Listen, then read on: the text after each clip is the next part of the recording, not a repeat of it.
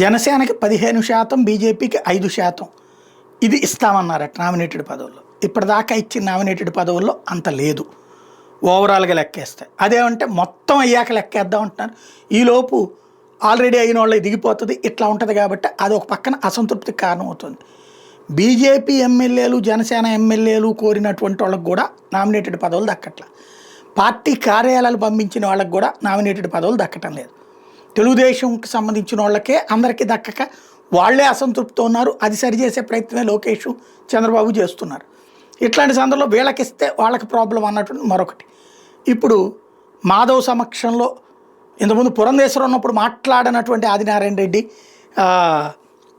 విష్ణుకుమార్ రాజు, వాస్తవంగా బీజేపీలో ఉన్న తెలుగుదేశం సింపథైజర్స్ వీళ్ళు వాళ్లే ఈ మాటలు మాట్లాడారంటే వాళ్ళ మాట కూడా నెగ్గటం లేదు అంటే ఇప్పుడు ఖచ్చితంగా డైరెక్ట్గా రైట్ చేశారు. కాబట్టి ఏమైనా పెంచుతారా?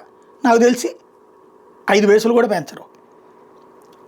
అట్ ద సేమ్ టైం ఇలాంటి మాటలు మాట్లాడొద్దని కూడా చెప్తారు. రాబోయే రోజుల్లో ఏం జరుగుతుందో చూడాలి.